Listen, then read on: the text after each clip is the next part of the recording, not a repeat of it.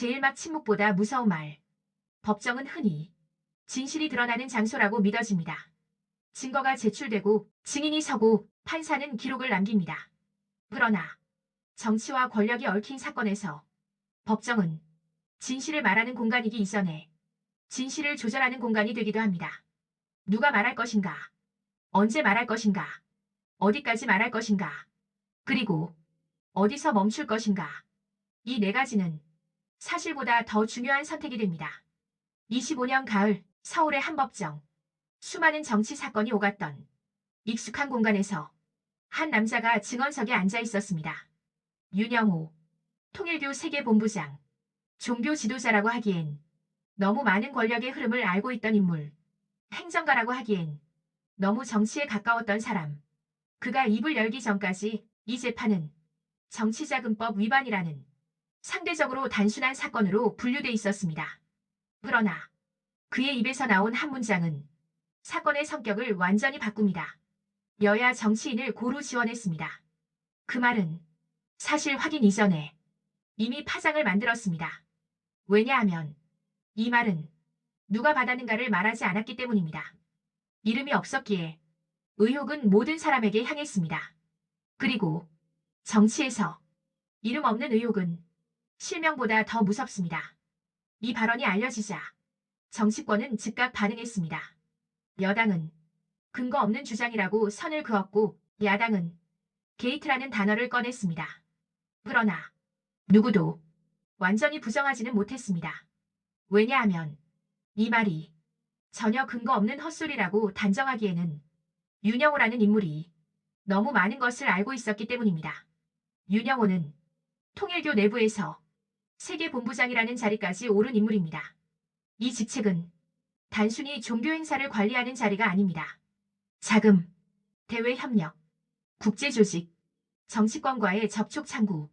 그는 통일교라는 조직이 어디에 돈을 쓰고 어디에 사람을 보내며 어디에 영향력을 행사했는지를 가장 가까이에서 보던 사람이었습니다. 그가 말한 지원이라는 단어는 단순한 후원이 아니라 관계의 존재를 의미하는 말이었습니다. 이 발언이 나오자 언론은 즉시 움직였습니다. 보도는 통일교 여야 정치인 접촉 진술이라는 제목으로 속보를 탔습니다. 실명은 없었지만 기사의 댓글과 정치권 뒷말 속에서는 이미 여러 이름이 떠돌기 시작했습니다. 누군가는 과거의 만남을 떠올렸고 누군가는 행사 사진을 삭제했고 누군가는 보좌진에게 전화를 돌렸습니다. 그리고 이 발언은 결국 청와대까지 도달합니다. 대통령실은 이 사안을 단순한 재판 발언으로 보지 않았습니다. 왜냐하면 이 말이 사실일 경우 문제는 특정 정치인의 불법 여부를 넘어 정치와 종교의 구조적 유착이라는 훨씬 큰 질문으로 번지기 때문입니다. 그러나 정치에서 중요한 것은 사실이 아니라 사실이 만들어내는 파장입니다. 윤영호의 말은 아직 증명되지 않았지만 이미 정치권 전체를 흔들고 있었습니다. 그리고 이 시점에서 아무도 예상하지 못한 일이 벌어집니다. 며칠 뒤 같은 남자, 같은 사건, 다른 말, 그런 진술을 한 적이 없습니다. 법정에서 말은 사라졌습니다. 그러나 사라진 말은 더 큰 질문을 남깁니다. 왜 말을 꺼내는가? 왜 지금이었는가? 그리고 왜 다시 삼켰는가? 이 다큐멘터리는 그 질문에서 출발합니다. 제2막 권력과 종교의 거리. 통일교는 단순히 종교단체로만 설명되기 어려운 조직입니다. 한국 현대사에서 통일교는 언제나 정치와 일정한 거리를 유지하면서도 결코 멀어지지는 않았던 존재였습니다. 공식적으로는 정치와 종교의 분리를 강조해왔지만 비공식적으로는 정치의 주변을 끊임없이 맴돌았습니다. 그 거리는 너무 가깝지도 너무 멀지도 않았습니다. 바로 필요할 때 닿을 수 있는 거리였습니다. 통일교가 처음부터 정치와 직접적인 접촉을 노골적으로 시도한 것은 아니었습니다. 대신 학술 행사, 평화포럼, 국제회의, 종교 간 대화 같은 이름으로 정치권 인사들이 자연스럽게 드나들 수 있는 공간을 만들었습니다. 그 공간에서는 정책 이야기도 외교 이야기도 종교 이야기도 모두 섞여 나왔습니다. 그리고 그 자리에서 만들어진 인연은 기록에 남지 않았습니다. 정치권 인사들에게 통일교는 조심스럽지만 완전히 외면할 수 없는 존재였습니다. 국내외 네트워크, 자금력, 해외 인맥, 특히 국제 외교 무대에서 통일교 계열 단체들이 가진 영향력은 정치인들에게 일종의 우회 통로처럼 인식되기도 했습니다. 공식 외교 채널이 막혀 있을 때 민간 외교라는 이름으로 접촉이 가능했기 때문입니다. 이런 구조 속에서 통일교는 정치적 입장을 공개적으로 표명하지 않으면서도 정치권과의 접촉 자체는 지속적으로 유지해왔습니다. 그리고 그 접촉의 중심에는 항상 실무자가 있었습니다. 앞에 나서지 않지만 모든 흐름을 아는 사람, 윤영호가 바로 그런 위치에 있었습니다. 윤영호는 설교를 하는 사람이 아니었습니다. 그는 결정을 전달했고 요청을 정리했으며 사람과 사람을 연결했습니다. 그의 업무는 문서로 남기기 어려운 것들이 대부분이었습니다. 누가 어떤 행사에 초대되는지, 어떤 정치인이 어떤 인사를 받았는지, 어떤 만남이 성사됐고, 어떤 만남이 취소되는지, 이 모든 정보는 공식 기록이 아니라 사람의 기억 속에만 남았습니다. 그래서 그의 입에서 나온 말은 그 자체로 하나의 지도처럼 해석될 수밖에 없었습니다. 그가 말한 여야 정치인을 고루 지원했다는 문장은 단순한 금전 지원을 의미하지 않을 수도 있습니다.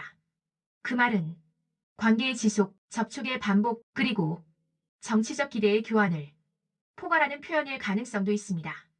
정치권에서는 이런 관계를 대개 이렇게 설명합니다. 만난 적은 있지만 부적절한 관계는 아니다. 이 문장은 사실상 정치권에서 가장 자주 사용되는 방어 문장 중 하나입니다. 그러나 문제는 만남이 반복될 때입니다. 한 번의 만남은 우연이지만 지속적인 만남은 관계가 됩니다. 그리고 관계는 언젠가 서로의 기대를 만들어냅니다. 통일교와 정치권의 관계도 이 지점에서 논란이 시작됩니다. 종교단체가 정치적 중립을 지키면서도 정치권과 관계를 맺을 수 있는 한계는 어디까지인가? 후원과 로비의 경계는 어디서 갈리는가? 윤영호의 발언은 이 오래된 질문을 다시 수면 위로 끌어올렸습니다. 그의 말이 나온 직후 정치권 내부에서는 서로 다른 반응이 동시에 나타났습니다. 일부는 괜한 말을 꺼냈다고 말했고 일부는 이제 와서 왜 이러느냐고 반응했습니다. 그러나 아무도 그럴 리 없다고 단정하지는 않았습니다. 그 침묵은 이 사건이 가진 민감성을 그대로 보여줍니다. 통일교 내부에서도 긴장감은 빠르게 퍼졌습니다. 윤영호의 발언은 개인의 일탈로 치부하기에는 위치가 너무 높았기 때문입니다. 그가 알고 있는 정보의 범위, 그가 직접 관여했던 사안들, 그 모든 것이 수사선상에 오를 수 있다는 가능성은 조직 전체를 흔들기에 충분했습니다. 이 시점부터 윤영호의 말은 폭로라기보다는 경고에 가까운 의미로 해석되기 시작합니다. 말을 더 이어갈 수도 있고 여기서 멈출 수도 있다. 그 선택권이 아직 자신에게 있다는 신호. 그리고 그 신호는 여러 방향으로 동시에 전달됐습니다. 정치권으로, 수사기관으로, 그리고 통일교 내부로. 그러나 정치에서 경고는 언제나 위험한 선택입니다. 경고는 협상의 시작이 될 수도 있지만 상황을 악화시키는 기폭제가 될 수도 있기 때문입니다. 윤영호의 말은 그 경계선 위에 서 있었습니다. 그리고 그 경계가 본격적으로 무너지기 시작한 순간은 그가 다시 법정에 서게 되는 날이었습니다. 다음 막에서는 윤영호가 피고인의 자리에서 무엇을 계산했고 왜 폭탄 발언이라는 선택을 했는지 그 심리와 법정 전략을 본격적으로 따라갑니다. 제3막 피고인의 선택. 법정에 선 사람에게 가장 먼저 주어지는 선택은 무엇을 말할 것인가가 아닙니다. 어디까지 말할 것인가입니다. 피고인의 자리는 진실을 털어놓는 자리처럼 보이지만 실제로는 말의 범위를 정하는 자리입니다. 말을 많이 하면 위험해지고 말을 하지 않으면 불리해집니다. 그 사이 어딘가에서 피고인은 가장 유리한 지점을 찾습니다. 윤영호 역시 그 지점 위에 서 있었습니다. 윤 전 본부장이 정치자금법 위반 혐의로 법정에 서기까지의 과정은 이미 그의 선택지가 얼마나 좁아져 있었는지를 보여줍니다. 수사는 상당 부분 진행돼 있었고 관련자 진술도 이미 확보된 상태. 문서와 계좌, 일부 정황 증거는 그에게 불리하게 쌓여가고 있었습니다. 이 단계에서 피고인이 택할 수 있는 전략은 크게 세 가지입니다. 첫째, 모든 것을 부인한다. 둘째, 모든 것을 인정하고 선처를 구한다. 셋째, 사건의 범위를 자신 밖으로 넓힌다. 윤영호는 세 번째 길을 택합니다. 사건의 범위를 넓힌다는 것은 자신의 책임을 분산시키는 동시에 수사의 방향을 바꾸는 시도입니다. 나 혼자만의 문제가 아니다. 이 메시지는 수사기관에게는 새로운 숙제를 던지고 법원에게는 사건의 성격을 재정의하게 만듭니다. 그리고 정치권에는 긴장이라는 비용을 발생시킵니다. 윤영호가 법정에서 여야 정치인이라는 표현을 꺼낸 순간 그는 자신을 중심에 두지 않고 판 전체를 흔드는 선택을 한 것입니다. 이 선택은 즉흥적인 발언이 아니었다는 분석이 법조계에서 빠르게 나왔습니다. 왜냐하면 그 발언은 피고인 신문 도중 변호인의 질문 흐름 속에서 자연스럽게 등장했기 때문입니다.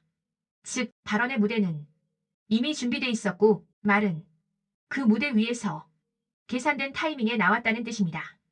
피고인의 진술은 법정 기록으로 남습니다. 하지만 그 진술이 만들어내는 파장은 기록 바깥에서 더 크게 움직입니다. 윤영호의 발언 이후 정치권에서는 눈에 보이지 않는 움직임이 시작됐습니다. 통화가 늘었고 메시지는 짧아졌으며 회의는 비공식으로 옮겨갔습니다. 공식 발언은 하나같이 비슷했습니다. 사실무근이다. 만난 적은 있지만 불법은 없었다. 이 문장들은 서로 다른 사람의 입에서 나왔지만 놀라울 정도로 닮아 있었습니다. 정치에서 비슷한 해명은 서로가 같은 위험을 느끼고 있다는 신호입니다. 그리고 그 위험의 근원은 윤영호라는 한 사람의 입에 있었습니다. 그가 어디까지 말할 것인가? 그가 다음 재판에서 어떤 단어를 선택할 것인가? 그 선택은 그의 형량뿐 아니라 정치권 전체의 긴장을 좌우할 수 있었습니다. 법조계에서는 윤영호의 발언을 이렇게 해석했습니다. 형량 협상의 신호다. 특검의 구형이 임박한 시점에서 과거 수사 내용을 꺼내 사건의 무게를 키우는 방식. 이는 수사기관에게 선택을 강요하는 전략이기도 합니다. 더 파헤칠 것인가 아니면 이 선에서 정리할 것인가. 그러나 이 전략은 항상 성공하지는 않습니다. 사건의 파장이 예상보다 커질 경우 피고인 자신이 통제할 수 없는 국면으로 빠져들기 때문입니다. 윤영호의 경우도 그 지점에 도달합니다. 그의 말은 정치권을 넘어 대통령의 입을 움직였습니다.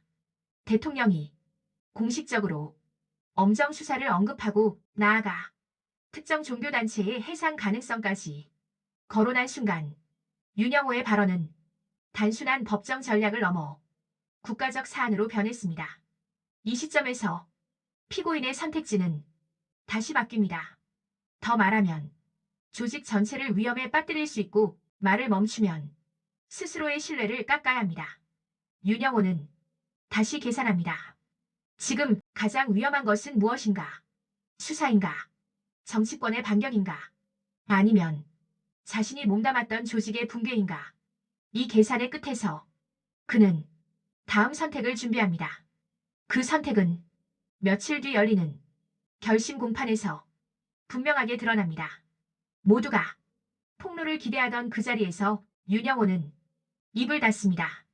그리고 그 침묵은 말보다 더 많은 것을 말해주기 시작합니다.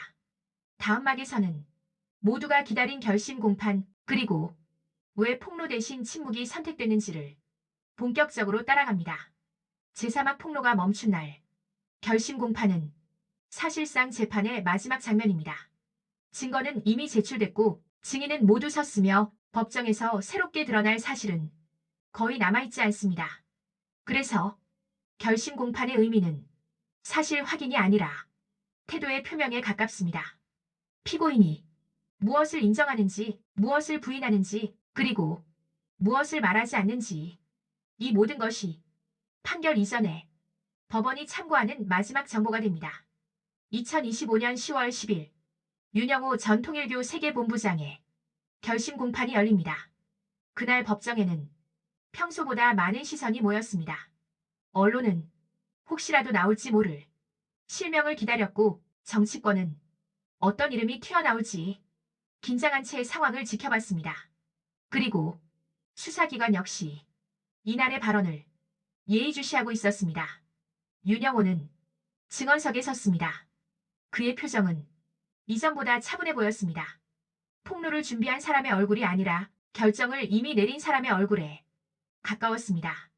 재판장은 최후 진술의 기회를 주었습니다. 법정은 순간적으로 조용해졌습니다. 그러나 그가 입을 열었을 때 기다리던 단어들은 끝내 나오지 않았습니다. 정치인 이름도 정당 언급도 추가 설명도 없었습니다. 윤영호는 짧게 말합니다. 깊이 반성합니다.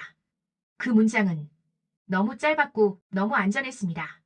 이 침묵은 즉각 해석을 낳았습니다. 말을 접었다. 선을 넘지 않겠다는 신호다. 조직을 보호하려는 선택이다. 폭로를 기대했던 사람들에게 이날은 폭로가 멈춘 날이었습니다.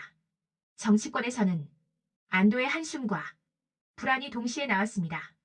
이름이 나오지 않았다는 점에서는 한숨을 돌렸지만 그렇다고 해서 의혹이 사라진 것은 아니었기 때문입니다. 윤영호의 침묵은 사실을 부정하지도 완전히 정리하지도 않았습니다. 그저 말을 멈췄을 뿐입니다. 침묵은 때로 가장 강력한 메시지가 됩니다. 말하지 않음으로써 상상은 더 커지고 의혹은 더 오래 남습니다. 윤영호의 최후 진술은 그 점에서 완벽한 침묵이었습니다. 법정 밖에서 기자들의 질문이 쏟아졌습니다. 정치인 실명을 밝힐 생각은 없었나? 추가 진술 계획은 없는가? 윤영호는 아무 말도 하지 않았습니다. 그의 변호인 역시 재판과 무관한 발언은 하지 않겠다며 선을 그었습니다. 그날 이후 사건의 분위기는 미묘하게 달라집니다. 폭로 국면에서 정리 국면으로, 충돌 국면에서 관망 국면으로. 그러나 이 변화는 사건이 끝났다는 의미는 아니었습니다. 오히려 다음 국면을 위한 정적에 가까웠습니다. 법조계에서는 이 침묵을 전략적 후퇴로 해석했습니다. 이미 한 차례 판을 흔들 만큼 흔들었고 더 나아가면 자신이 통제할 수 없는 수사 확대를 불러올 수 있다는 판단. 특히 대통령의 발언 이후 사건의 파장이 조직 차원으로 번질 가능성이 커지자 말을 멈추는 쪽을 택했다는 분석입니다. 그러나 윤영호의 침묵은 수사기관에게 다른 메시지를 던졌습니다. 아직 끝난 게 아니다. 말을 하지 않았다는 것은 아직 말할 것이 남아있다는 뜻으로도 해석될 수 있기 때문입니다.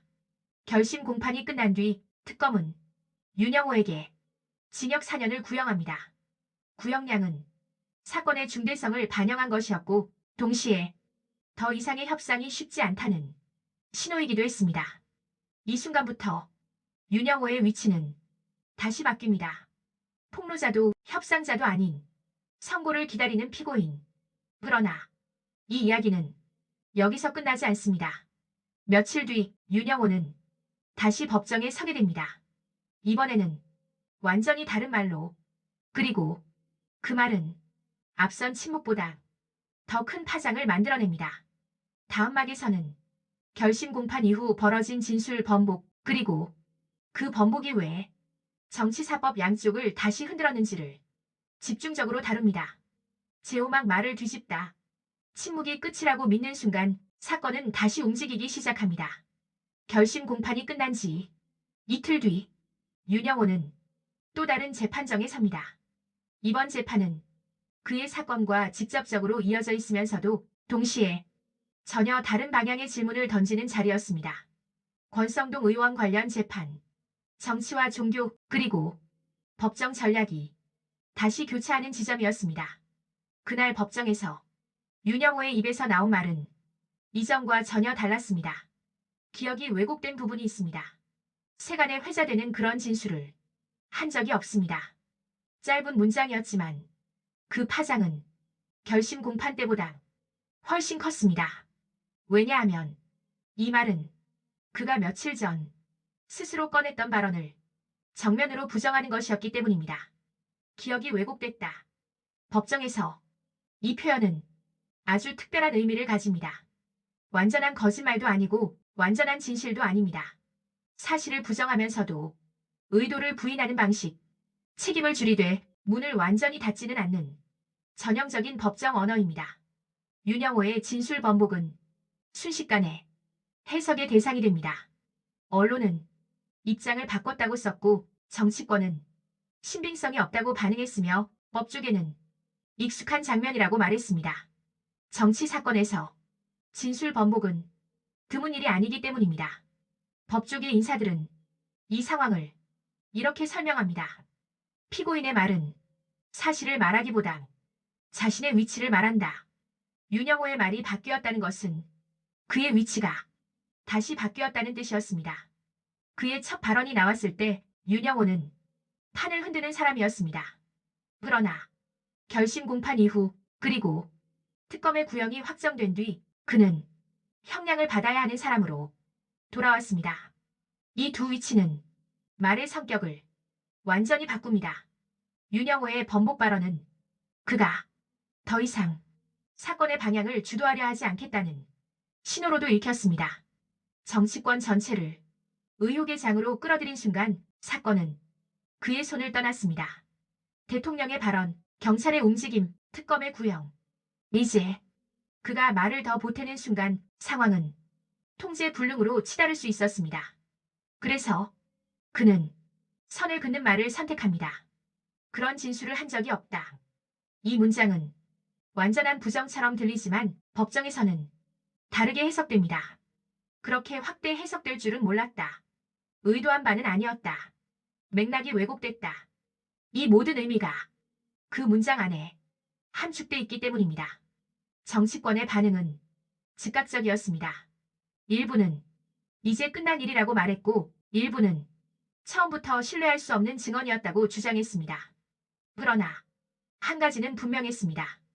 윤영호의 번복이 정치권을 완전히 안심시키지는 못했다는 점입니다. 왜냐하면 한 번 꺼낸 말은 완전히 지워지지 않기 때문입니다. 법정 기록에는 여전히 그의 첫 발언이 남아 있습니다. 정치권과 언론, 수사기관의 기억에도 그 말은 남아 있습니다. 그리고 이 남아있는 말들은 언제든 다시 소환될 수 있습니다. 수사기관 역시 윤영호의 번복을 그대로 받아들이지 않았습니다. 오히려 왜 지금 번복하는가라는 질문이 새롭게 제기됐습니다. 이 질문은 수사의 방향을 개인에서 구조로 옮기게 만들었습니다. 경찰은 통일교 관련 의혹을 별도로 정리하기 시작합니다. 윤영호 개인의 진술이 아니라 자금 흐름, 행사 기록, 접촉 내역을 다시 들여다보기 시작한 것입니다. 진술이 흔들릴수록 객관적 자료의 중요성은 더 커집니다. 이 지점에서 사건은 다시 한번 성격을 바꿉니다. 폭로의 사건에서 번복의 사건으로 그리고 검증의 사건으로 윤영호의 말이 사실인지 아닌지를 가리는 싸움이 아니라 그 말이 왜 나왔고 왜 사라졌는지를 밝히는 과정으로 옮겨간 것입니다. 정치권에서는 이 국면을 시간 벌기라고 부르기 시작합니다. 말을 바꾸고 국면을 늦추고 수사의 초점을 흐리는 전략. 그러나 시간은 모두에게 동일하게 흐르지 않습니다. 피고인에게 시간은 형량으로 돌아오고 정치권에게 시간은 책임으로 돌아옵니다. 윤영호의 진술 번복은 사건을 덮지 못했습니다. 오히려 사건을 더 오래 살아있게 만들었습니다. 그리고 그 여파는 곧 수사기관의 움직임으로 구체화됩니다.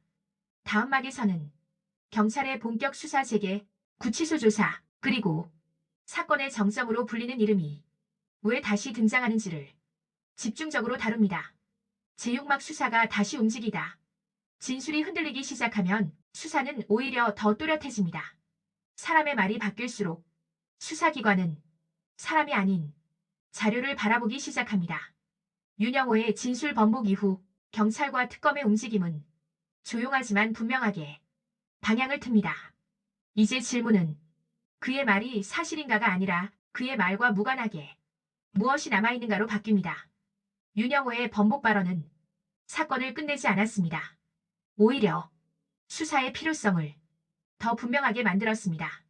왜냐하면 한 차례 판을 흔든 말이 사라졌기 때문입니다.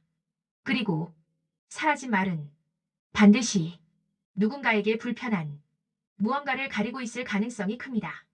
경찰은 별도의 전담 인력을 꾸립니다. 공식 발표는 조심스러웠지만 내부에서는 확대 국면이라는 표현이 자주 오갔습니다. 윤영호 개인 사건이 아니라 통일교를 둘러싼 정치자금 조직 구조를 다시 들여다보는 작업. 이 과정에서 가장 먼저 재검토된 것은 돈의 흐름이었습니다. 정치 사건에서 말은 바뀌어도 돈은 흔적을 남깁니다. 계좌, 후원 내역, 행사 비용, 단체 명의의 지출, 윤영호의 진술과 일치하거나 혹은 어긋나는 지점들을 하나하나 대조하기 시작합니다. 이 작업은 눈에 띄지 않지만 가장 시간이 오래 걸리고 가장 결정적인 결과를 낳습니다. 그리고 그 조사 과정에서 윤영호는 다시 수사의 중심으로 돌아옵니다. 이번에는 법정이 아니라 구치소입니다. 2025년 10월 12일 경찰은 윤영호가 수감된 구치소를 찾아갑니다. 조사는 약 3시간 동안 이어졌습니다. 구치소 조사라는 사실은 이 사건의 성격을 다시 한번 보여줍니다. 이는 단순 참고인 조사가 아니라 사건의 핵심 인물에 대한 집중 확인이라는 의미입니다. 경찰의 질문은 넓지 않았습니다. 대신 깊었습니다. 이 정치인은 어떤 경로로 접촉했는가? 이 만남은 누가 주선했는가? 자금은 어떤 명목으로 어디서 나갔는가? 그리고 그 질문의 대상은 구체적이었습니다. 금품 수수 의혹이 제기된 정치인 3명. 윤영호의 말이 바뀌었음에도 수사기관은 이 이름들을 완전히 내려놓지 않았습니다. 이 지점에서 사건은 중요한 국면으로 들어섭니다. 진술은 증거가 될 수 있지만 번복되면 오히려 의심의 근거가 됩니다. 왜 말을 바꿨는지, 무엇을 피하려 했는지 그 질문은 다시 수사의 동력이 됩니다. 윤영호의 구치소 조사는 언론에 간략히 알려졌습니다. 그러나 그 3시간의 의미는 보도된 시간보다 훨씬 무거웠습니다. 왜냐하면 그 시간 동안 사건은 다시 한번 정리되고 있었기 때문입니다. 이 과정에서 수사기관이 주목한 것은 윤영호 개인의 책임이 아니라 그가 속했던 구조였습니다. 누가 결정했는가? 누가 보고받았는가? 누가 승인했는가? 이 질문의 끝에는 항상 같은 이름이 남습니다. 한학자, 통일교 총재. 이 이름은 지금까지 사건의 주변에 머물러 있었습니다. 그러나 윤영호의 번복 이후 그리고 경찰의 재조사 이후 이 이름은 다시 중심으로 이동합니다. 정치자금법 사건과는 별도로 정당법 위반 혐의. 이는 개인의 범죄가 아니라 조직의 책임을 묻는 재판입니다. 그리고 이 재판은 막 시작되는 단계였습니다. 수사기관은 윤영호를 단순한 피고인으로 보지 않습니다. 그는 증인일 수도 있고 피고인일 수도 있으며 때로는 두 역할을 동시에 가진 존재입니다. 이 불안정한 위치는 그의 말 하나, 침묵 하나가 여전히 사건에 영향을 미칠 수 있음을 의미합니다. 정치권 역시 이 움직임을 예의주시하고 있었습니다. 겉으로는 조용했지만 내부에서는 끝난 게 아니다라는 말이 다시 돌기 시작했습니다. 윤영호의 말이 사라졌다고 해서 의혹까지 사라진 것은 아니었기 때문입니다. 이 막의 끝에서 사건은 다시 질문을 던집니다. 윤영호는 무엇을 숨기고 있는가? 혹은 누구를 보호하고 있는가? 다음 막에서는 정치권의 대응, 특검과 경찰의 미묘한 역할 분담, 그리고 통일교 특검이라는 말이 왜 다시 등장했는지를 집중적으로 다룹니다. 제7막 정치권의 계산. 수사가 다시 움직이기 시작하면 정치권도 동시에 움직입니다. 그러나 그 움직임은 언제나 조용합니다. 공식 입장은 짧고 단정하지만 비공식 계산은 훨씬 복잡합니다. 윤영호의 말이 나왔을 때 정치권은 순간적으로 하나의 공포를 공유했습니다. 혹시 다음 이름이 내가 아닐까? 정치권에서 가장 위험한 상황은 혐의가 아니라 예측 불가능성입니다. 윤영호는 정확히 그 지점을 건드렸습니다. 실명을 말하지 않았고 증거를 제시하지도 않았습니다. 그러나 그의 말은 충분히 많은 사람을 불안하게 만들었습니다. 여당은 빠르게 선을 긋습니다. 개인의 일탈일 뿐이다. 당과는 무관하다. 사법 절차를 지켜보자. 이 문장들은 익숙합니다. 정치권에서 위기가 시작될 때마다 반복되어 온 문장들입니다. 그러나 이 문장들이 진짜로 의미하는 것은 다른 곳에 있습니다. 지금은 말을 아끼자. 야당의 반응은 정반대처럼 보였습니다. 게이트다. 전면 특검이 필요하다. 권력형 비리다. 공세는 거셌고 발언은 날카로웠습니다. 그러나 이 공세 역시 계산에서 자유롭지는 않았습니다.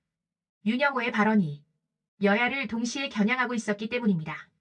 정치권은 곧 깨닫습니다. 이 사건은 한쪽의 무기가 되기 어렵다는 사실을 공격하면 언젠가는 되돌아올 수 있고 방어하면 은폐로 보일 수 있습니다. 그래서 정치권은 묘한 균형을 선택합니다. 소리는 내되 깊이는 들어가지 않는 방식. 이 균형은 국회 안에서 뚜렷하게 드러납니다. 질의는 나오지만 후속 질문은 없습니다. 성명은 나오지만 구체적 요구는 없습니다. 마치 사건을 관리 가능한 크기로 유지하려는 듯한 모습입니다. 이런 상황에서 정치권이 가장 민감하게 반응한 것은 대통령의 발언이었습니다. 특정 종교단체의 해산도 검토할 수 있다. 이 문장은 정치권에 두 가지 신호를 동시에 보냈습니다. 하나는 강경 수사의 가능성, 다른 하나는 이 사안을 정치적 결단의 영역으로 끌어올릴 수 있다는 신호였습니다. 정치권 내부에서는 이 발언을 두고 서로 다른 해석이 오갔습니다. 정면 돌파다. 선긋기다. 정치적 거리두기다. 그러나 공통된 인식은 하나였습니다. 이제 이 사건은 정치적 리스크가 됐다는 것. 특히 정치권이 우려한 것은 종교단체 해산이라는 단어가 현실화될 가능성이었습니다. 이 단어는 단순히 한 단체의 문제가 아니라 정치와 종교의 관계 전반을 다시 묻는 질문이기 때문입니다. 이 질문에 어느 정당도 쉽게 답할 수는 없었습니다. 정치권의 또 다른 계산은 수사 주체였습니다. 특검인가 경찰인가. 특검은 통제하기 어렵고 경찰은 시간이 걸립니다. 여권에서는 2차 종합특검이라는 말을 흘렸고 야권에서는 통일교 특검을 외쳤습니다. 서로 다른 말처럼 보였지만 둘 다 시간과 방향을 조정하려는 시도였습니다. 윤영호의 진술 번복은 이 계산을 더 복잡하게 만들었습니다. 말이 바뀌면 사건의 명확성은 흐려지고 그 틈에서 정치적 해석은 늘어납니다. 정치권은 그 틈을 기다리고 있었습니다. 이 막에서 중요한 것은 누가 옳은가가 아닙니다. 누가 언제까지 버틸 수 있는가입니다. 정치에서 시간은 진실보다 강력한 무기이기 때문입니다. 그러나 모든 계산이 항상 통하는 것은 아닙니다. 정치권이 조심스럽게 속도를 조절하는 사이 수사는 다른 방향으로 속도를 올리고 있었습니다. 다음 막에서는 특검과 경찰의 역할 분담, 수사 권한을 둘러싼 긴장, 그리고 이 사건이 왜 단순한 정치 스캔들을 넘어 제도적 문제로 확장되는지를 집중적으로 다룹니다. 제8막 두 개의 수사, 하나의 그림자. 사건이 커질수록 수사는 하나로 움직이지 않습니다. 권한이 나뉘고 역할이 분리되고 목표는 같아 보여도 속도와 방향은 달라집니다. 윤영호 사건이 바로 그 지점에 도달했습니다. 특검과 경찰, 두 개의 수사 주체가 같은 그림자를 쫓기 시작한 순간입니다. 특검은 사건의 시작점이었습니다. 정치자금법 위반, 정치권과의 유착 의혹. 특검의 역할은 짧고 강력합니다. 집중 수사, 명확한 책임 규명, 그리고 기소와 구형. 윤영호에게 징역 4년이 구형된 순간 특검의 1차 임무는 사실상 마무리 국면에 들어갔습니다. 그러나 사건은 특검의 범위를 넘어 확장되고 있었습니다. 윤영호의 발언, 그 번복, 그리고 그로 인해 드러난 구조적 의혹들. 이 지점부터 경찰의 역할이 본격화됩니다. 경찰 수사는 느리지만 넓습니다. 한 사람을 넘어 조직을 보고 조직을 넘어 제도를 봅니다. 윤영호 개인의 범죄를 넘어 통일교라는 조직, 그리고 그 조직과 정치권이 어떤 방식으로 접촉했는지를 하나씩 복원하기 시작합니다. 이 과정에서 특검과 경찰의 관계는 미묘해집니다. 공식적으로는 협력 관계, 그러나 비공식적으로는 속도와 방향을 둘러싼 긴장이 존재합니다. 특검은 정해진 시간 안에 결과를 내야 하고 경찰은 시간이 걸리더라도 확장 가능성을 열어둡니다. 윤영호의 진술 번복은 이 긴장을 더 선명하게 만들었습니다. 특검의 시선에서는 이미 판단을 내린 사건, 그러나 경찰의 시선에서는 이제 막 퍼즐 조각이 보이기 시작한 사건, 같은 사건을 두고 서로 다른 결론을 향해 움직이기 시작한 것입니다. 이때 등장하는 단어가 바로 이첩입니다. 특검이 사건의 일부를 조기에 이첩하고 경찰이 별도 전담팀을 꾸려 확대 수사에 들어간 배경에는 이 미묘한 역할 분담이 있습니다. 수사의 초점은 자연스럽게 개인에서 조직으로 이동합니다. 누가 지시했는가? 누가 승인했는가? 누가 보고받았는가? 이 질문은 윤영호 개인을 넘어 통일교의 의사결정 구조를 직접 겨냥합니다. 그리고 이 구조의 끝에는 항상 하나의 이름이 놓입니다. 한학자 총재. 지금까지 그 이름은 상징으로만 언급되어 왔습니다. 그러나 정당법 위반 재판이 본격화되면서 이 상징은 법정의 언어로 다시 해석되기 시작합니다. 정당법 위반 혐의는 단순하지 않습니다. 이는 정치자금법처럼 개인의 행위를 묻는 법이 아니라 조직이 정당 활동에 어디까지 개입했는지를 묻는 법입니다. 다시 말해 이 재판은 통일교가 정치의 주변에 있었는지 아니면 정치의 행위자였는지를 가리는 싸움입니다. 경찰 수사는 이 지점에서 속도를 냅니다. 행사 일정, 초청 명단, 내부 보고 문건, 비공식 접촉 기록, 윤영호의 말과 맞아떨어지는 부분, 어긋나는 부분을 하나씩 대조합니다. 진술이 불안정할수록 기록의 중요성은 더 커집니다. 이 과정에서 윤영호의 위치는 다시 흔들립니다.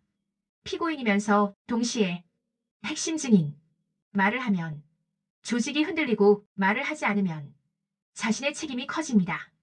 그는 여전히 사건의 중심에 서 있지만 더 이상 사건을 통제할 수는 없습니다.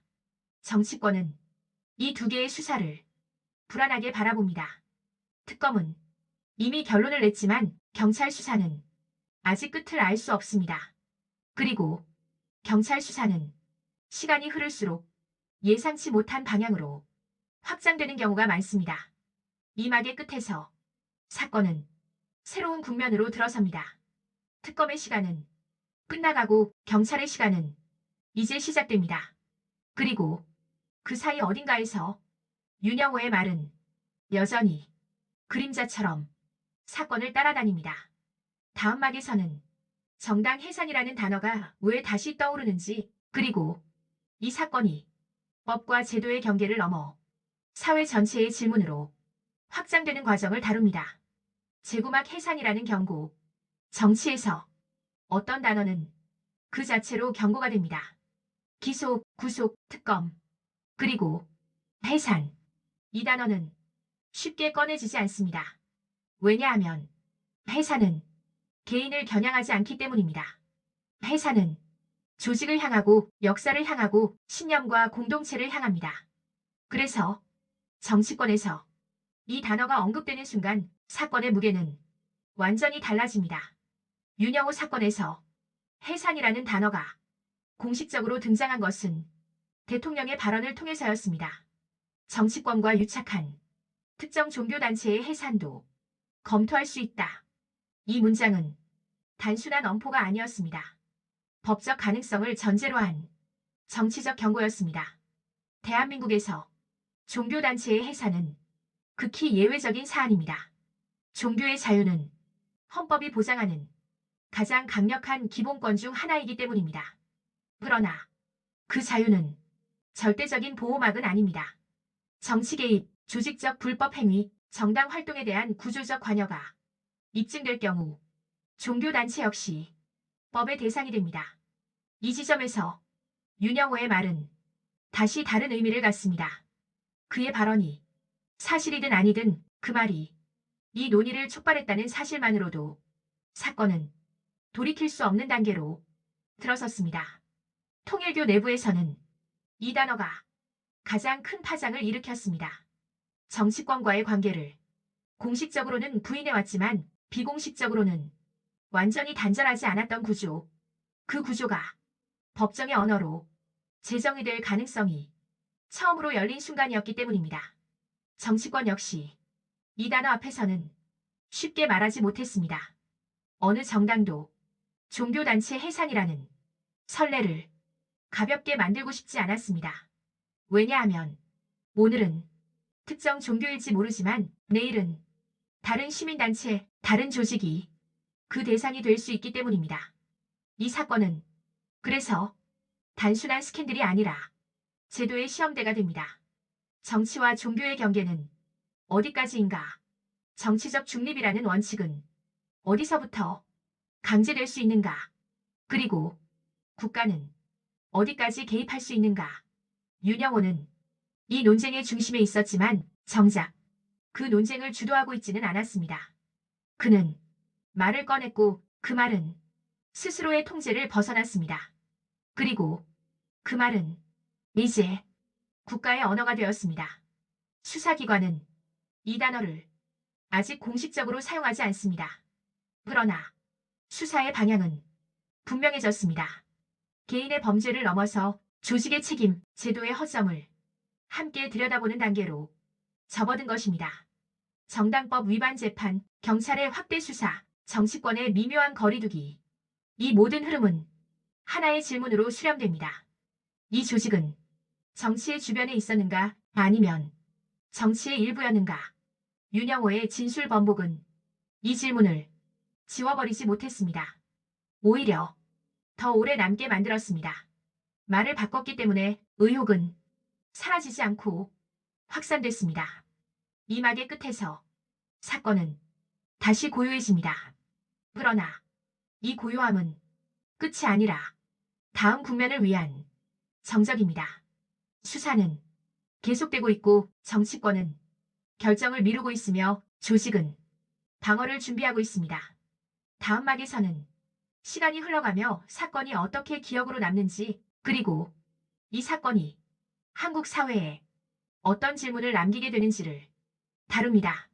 제10막 남겨진 기록. 사건은 언젠가 끝납니다. 수사는 종결되고 재판은 판결로 마무리되며 언론의 헤드라인도 다음 이슈로 옮겨갑니다. 그러나 모든 사건이 사라지는 것은 아닙니다. 어떤 사건은 결론보다 기록으로 남습니다. 윤영호 사건이 그런 사례가 될 가능성은 점점 커지고 있었습니다. 왜냐하면 이 사건은 명확한 한 줄의 결론으로 정리되기 어렵기 때문입니다. 진술은 나왔고 진술은 번복됐으며 수사는 진행 중이지만 모든 질문에 답이 나온 것은 아닙니다. 법정 기록에는 윤영호의 첫 발언이 남아 있습니다. 여야 정치인을 고루 지원했다.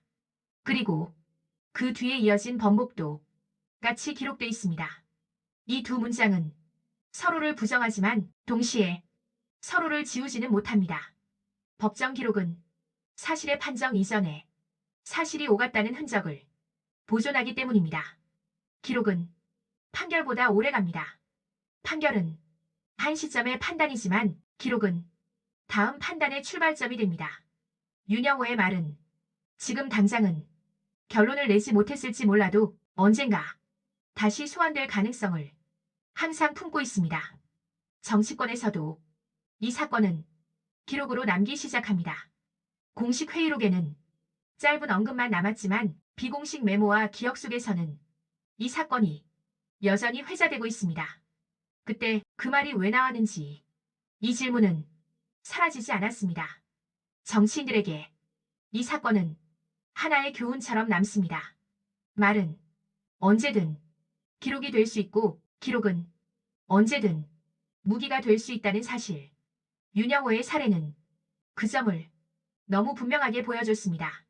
수사기관에게도 이 사건은 기록으로 남습니다.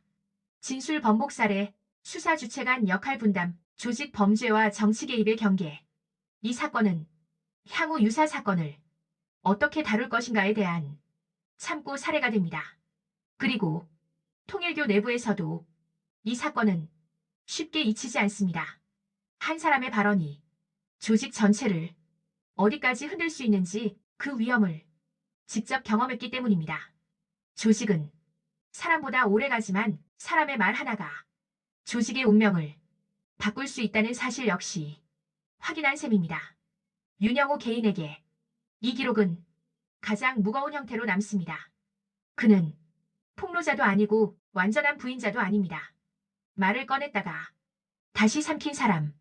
이 모호한 위치는 그를 어느 쪽에도 완전히 속하지 못하게 만듭니다.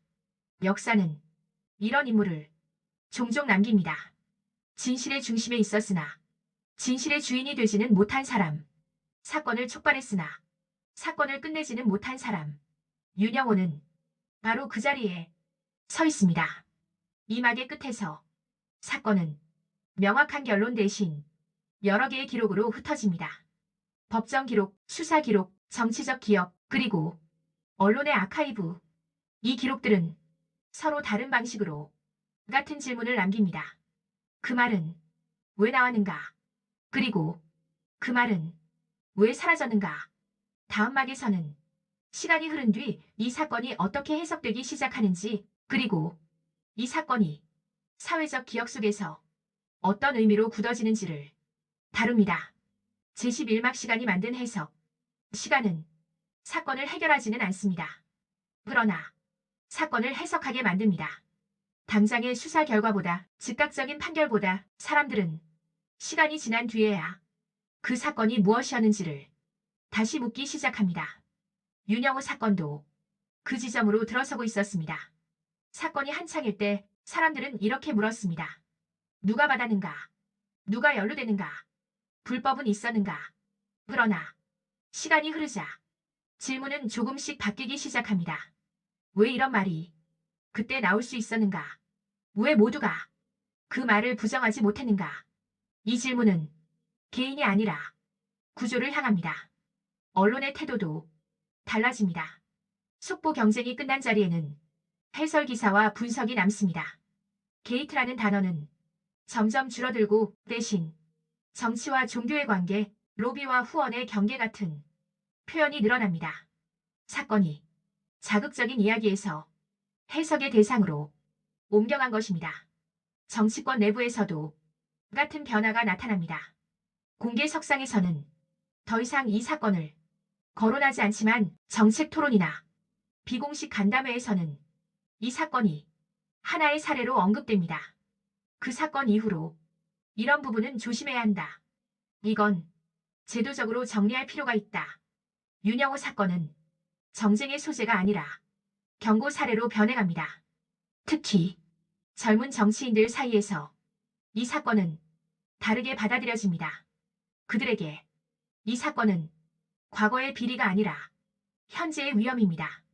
말 한마디가 어디까지 번질 수 있는지, 비공식 접촉이 어떤 결과를 낳을 수 있는지, 윤영호의 말은 그 자체보다 그 이후의 파장이 더 강한 교훈이 됩니다. 수사기관의 해석도 시간과 함께 변합니다. 초기의 목표는 범죄 여부를 가리는 것이었지만 이제는 제도의 취약점을 어디서 보완할 것인가가 더 중요한 질문이 됩니다. 진술 번복은 단순한 신빙성 문제를 넘어 왜 이런 번복이 가능한 구조가 존재했는지를 묻게 만듭니다. 학계에서도 이 사건을 사례 연구로 다루기 시작합니다. 종교단체의 정치적 영향력, 비공식 네트워크의 작동 방식, 법정 진술의 전략적 사용. 윤영호 사건은 단일 사건이 아니라 여러 연구 주제를 한꺼번에 던진 사건으로 분류됩니다.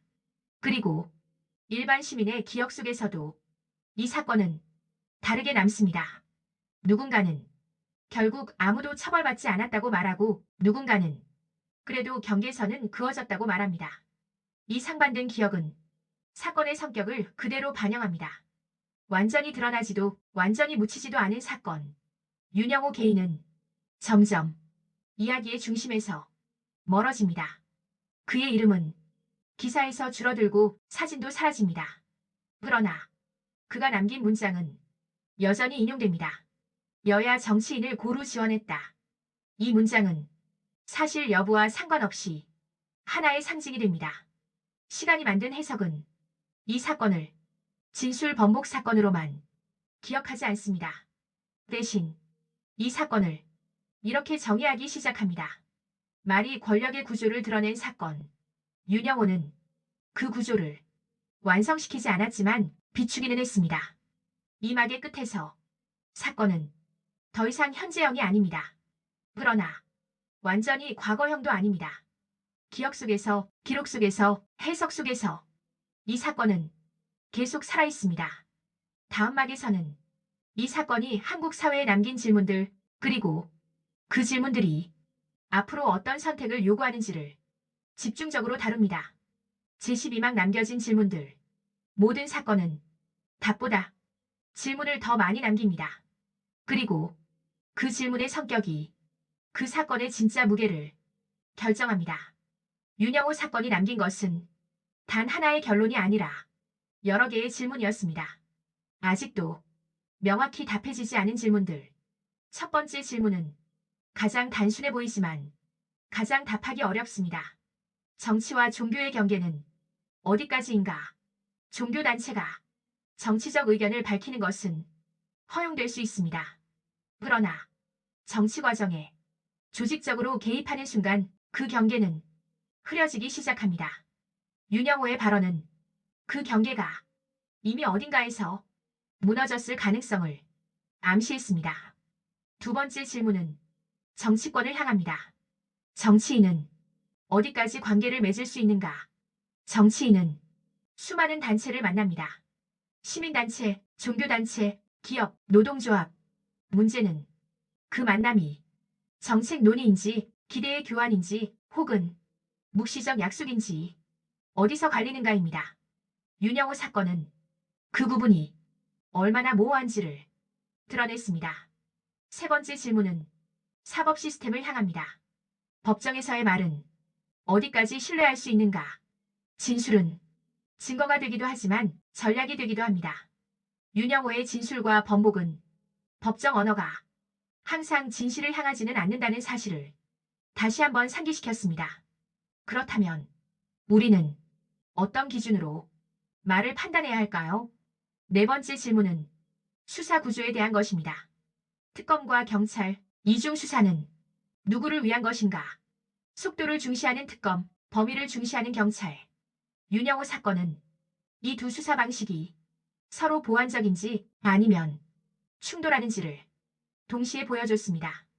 이 구조는 향후 더 큰 사건에서 다시 시험대에 오를 것입니다. 다섯 번째 질문은 언론을 향합니다. 우리는 무엇을 얼마나 알고 있는가?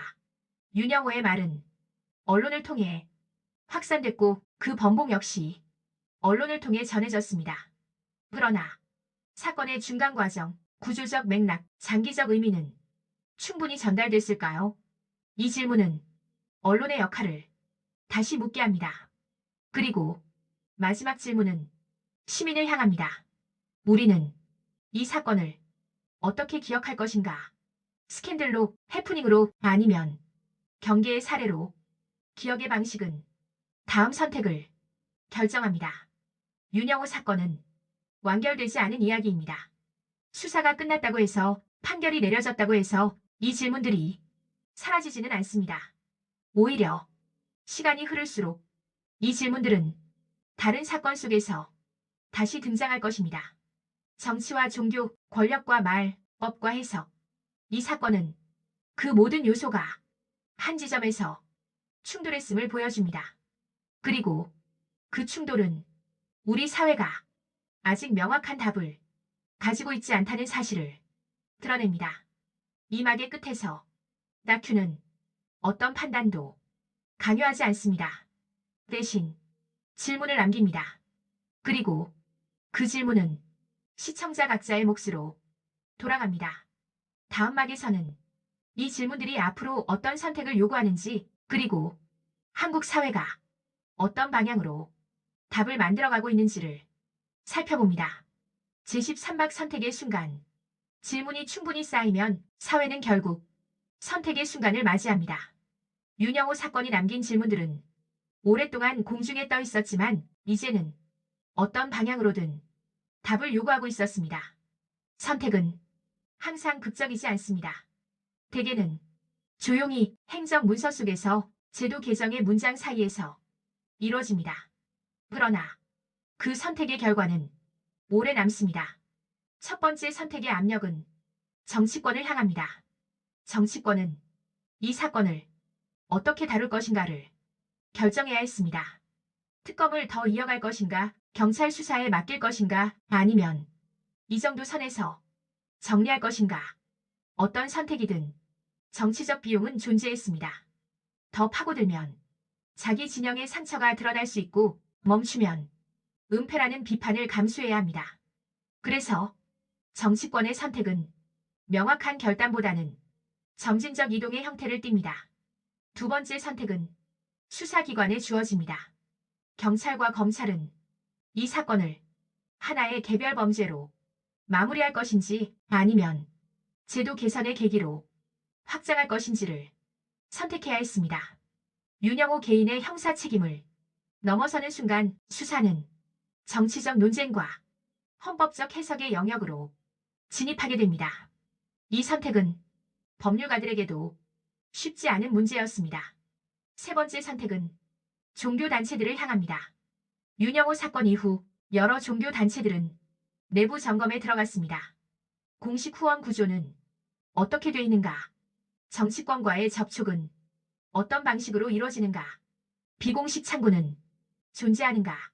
이 과정은 자발적인 정화로 보이기도 했고 외부의 시선을 의식한 방어로 보이기도 했습니다.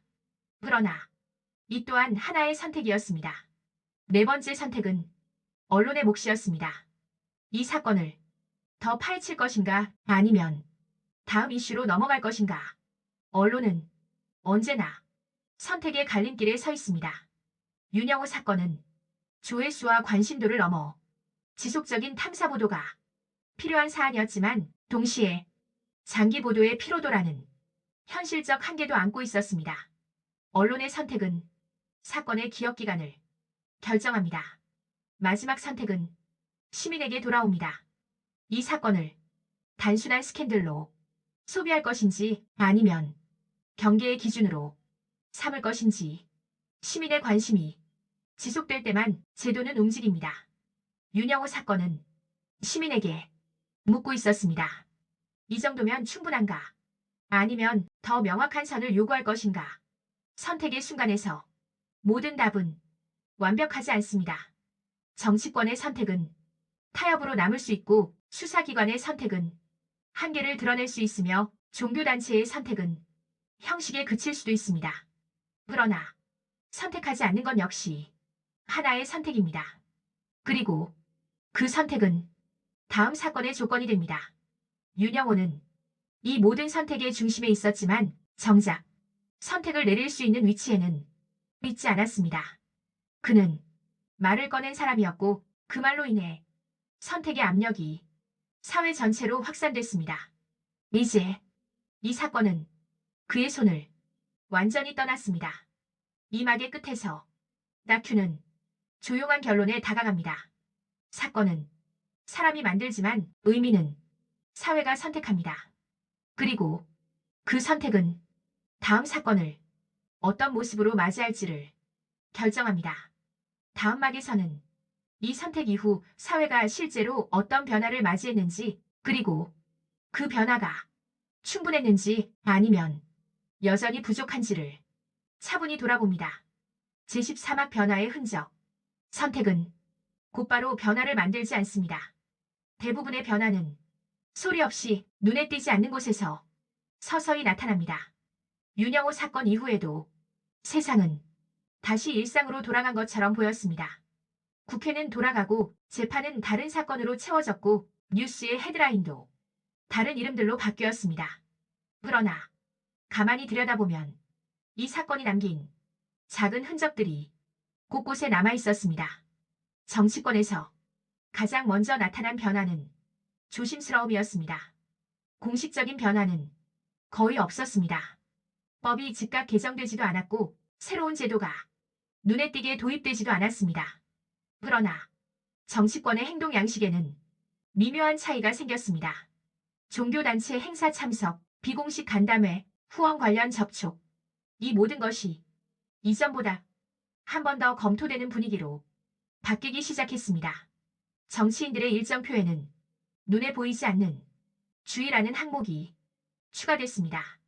이 자리는 공식 기록이 남는가? 사진이 공개될 가능성은 없는가? 후원과 오해받을 소지는 없는가? 이 질문들은 윤영호 사건 이전에도 존재했지만 그 이후에는 훨씬 자주 등장하게 됩니다. 수사기관에서도 변화의 흔적은 조용히 나타났습니다. 정치자금 사건을 다룰 때 개인의 계좌뿐 아니라 조직의 구조를 함께 보는 시선이 강화됐습니다. 단일 범죄를 넘어 패턴을 찾으려는 수사 방식. 윤영호 사건은 이 접근법이 왜 필요한지를 보여준 사례로 내부에서 회자됩니다.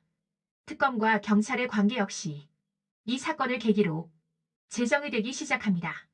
짧고 강력한 수사와 느리지만 넓은 수사의 역할 분담.